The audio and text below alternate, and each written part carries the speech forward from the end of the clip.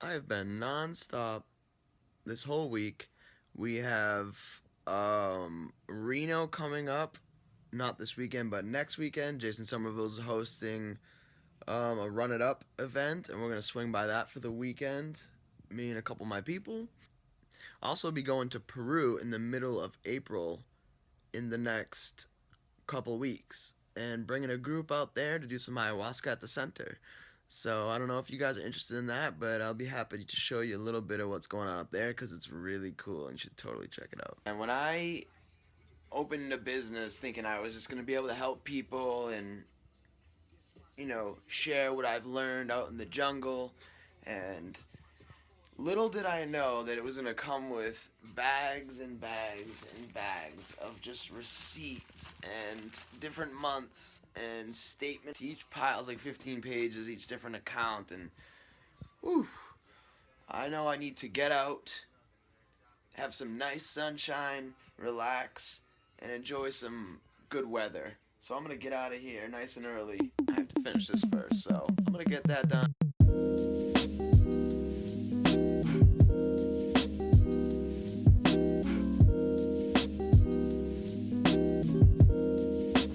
Alright, we are up early. Today we're gonna hit Red Rock, and I hope you guys enjoy the views. Let's go check it out.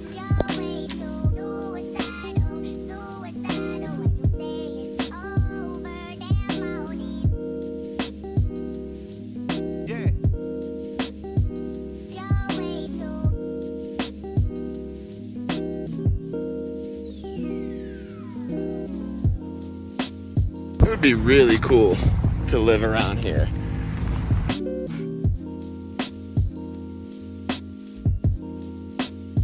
That's badass. I need to get me one of those.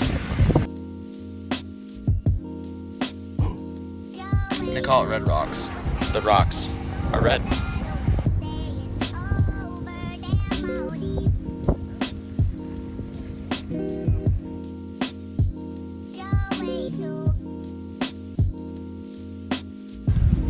It's pretty crazy when you see something this big. It really lets us know how small we really are.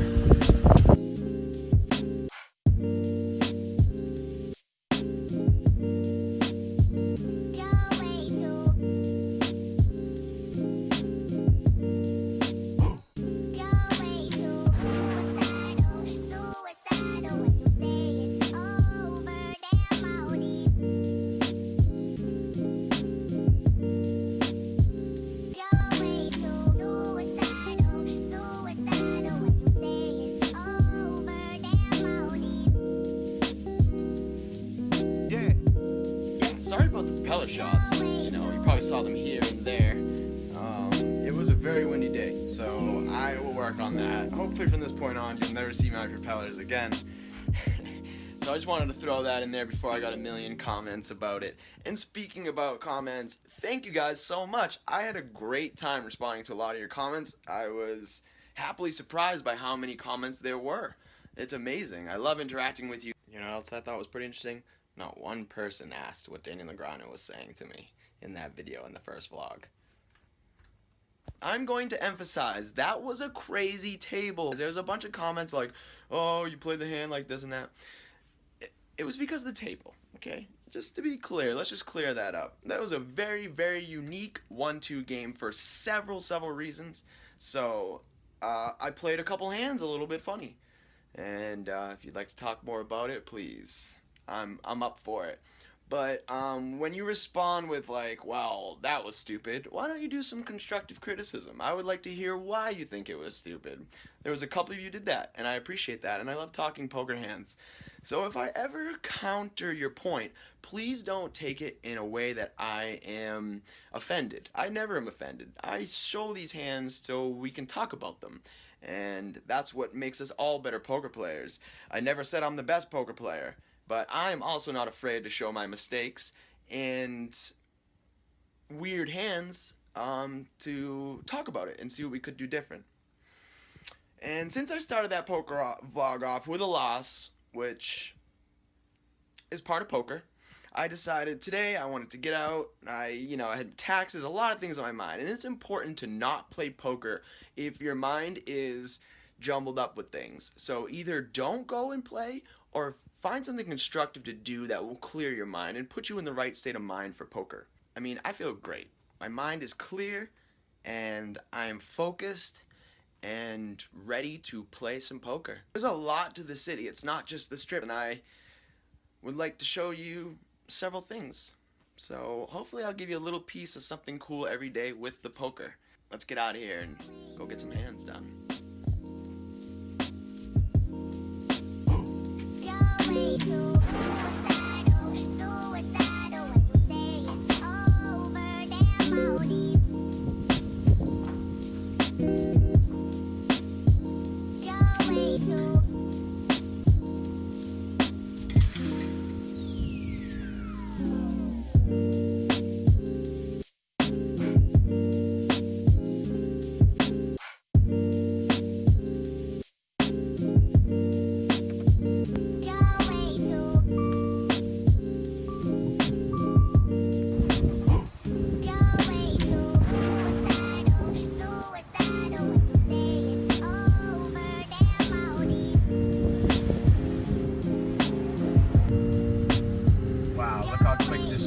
Guys, flash, dust storm. Warnings just came through on my phone. It's unbelievable. Look at that. That's all dust because it's so windy today. Look at it. You could barely see the Strip. You're too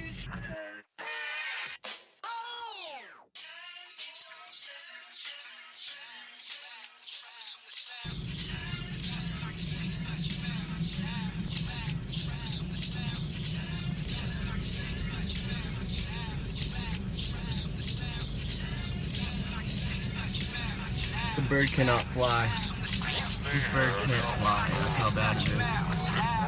Wow. There's trash flying through the air. We all just got alerts on our phones. Extreme dust storms. Everybody stay inside. Let's go play some poker. Vegas is crazy like that. Literally, you guys just saw me filming when I was leaving the house, and then not even 5 minutes later, it's a frickin' dust monsoon. I'd have to imagine this is exactly what Burning Man is like.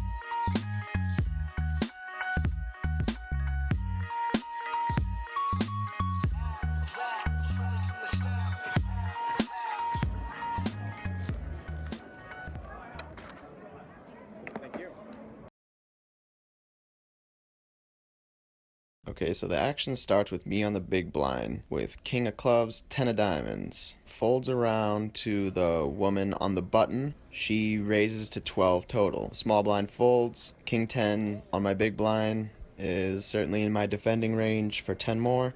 So I make the call. Keep in mind this player is very tight. It is an older woman, and I haven't seen much action out of her other than folds. I plan on proceeding cautiously here because her opening range is probably going to be very tight from what I've seen from her thus far. She is on the button, so I have to keep that in mind, but I also plan to be aggressive against her because I think she's folding too often. Flop comes Queen 10 5, 2 clubs. So I hit middle pair and backdoor clubs.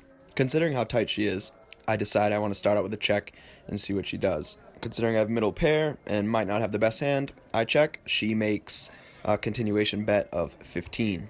I think it's a little too early to fold at this point. I would be folding too often if I was just to let it go on this single bet. So I want to peel one more card and see what happens. We go to the turn. 6 of clubs, which gives me backdoor second nut flush and middle pair. So I check here, planning to raise to see where I'm at. I'd imagine she either has a queen, maybe jacks, maybe even she's continuation with ace king. But I think this is a really good point to kind of see where I am, and considering she's a tight player, I want to be a little aggressive towards her. Maybe she will fold the best hand. So I check on the turn. She goes ahead and leads 25. At this point, I decide I'm going to turn my hand into a bluff. So if I put in a small raise, looking on the very value side, then she might assume that I hit my flush, and I figure it's a great time to take the action and really put her to the test, considering she's tight, like I said before. So I think I can get her to fold a better hand, and if she calls, then I'm okay going to the river. She only had like 75 or so behind after that, so she's either going to have to get it all in here or fold. And she thinks about it for a while. She counts her down her stack and finds a fold, so we scoop up the pot.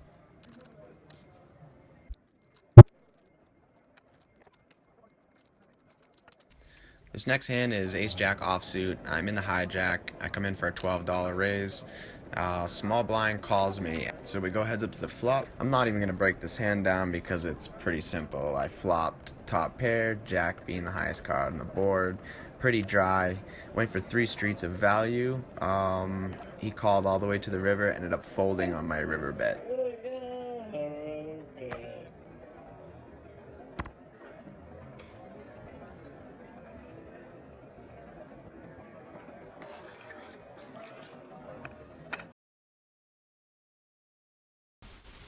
In this hand, I squeeze king 4 of clubs.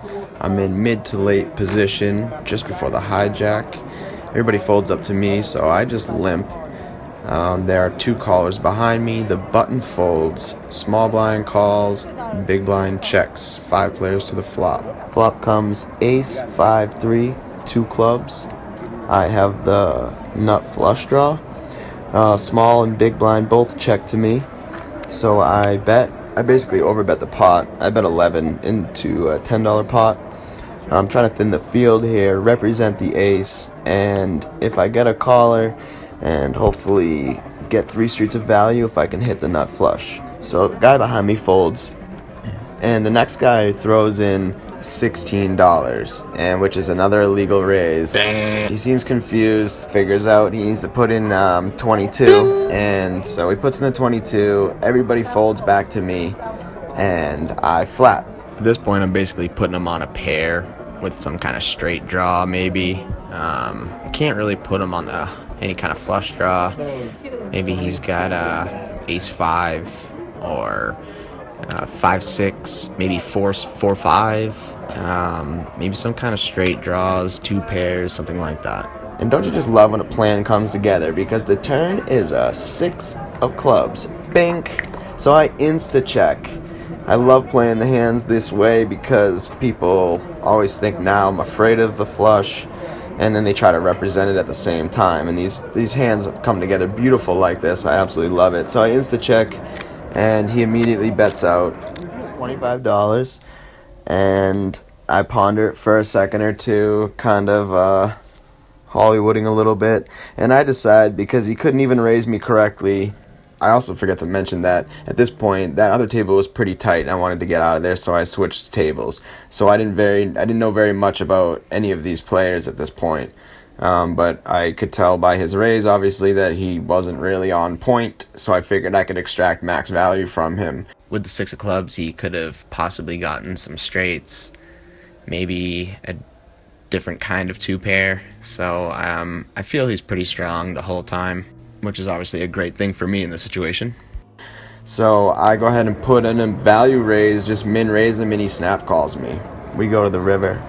It's a queen of hearts, changes nothing, and I go into the tank trying to make it look like I don't know what to do, kind of fumble for a little bit, making myself look like I don't know what to do, I'm just going to lose this hand, and then I put out $95. At that point he had about 200 behind, and he didn't really want to call and ends up calling and says that he had a straight, but never showed any cards, and I didn't really believe it anyways. I think it was more likely that he had a hand like 2-pair, like an ace-5 or ace-3 suited kind of hand, and felt embarrassed about calling that much money with so many better hands out there.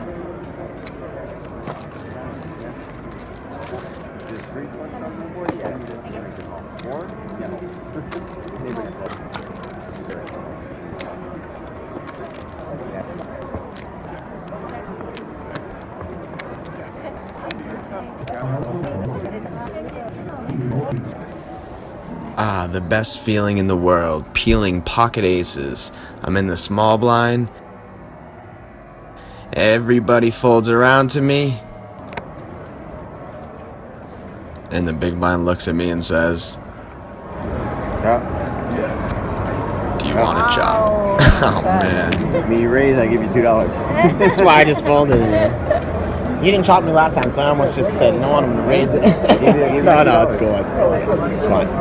You deserve it. You have aces. Cool. It's all right. It's all right. I always chop. If people around me I've chop, had aces on my.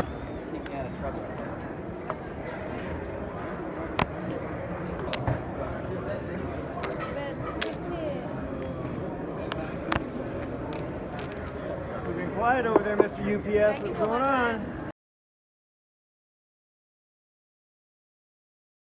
This vlog's running a little bit long, so we're gonna go ahead and stop right here. Stay tuned for the end of this session, and there's a great chance we will see a royal flush. So you guys better watch the 3rd video.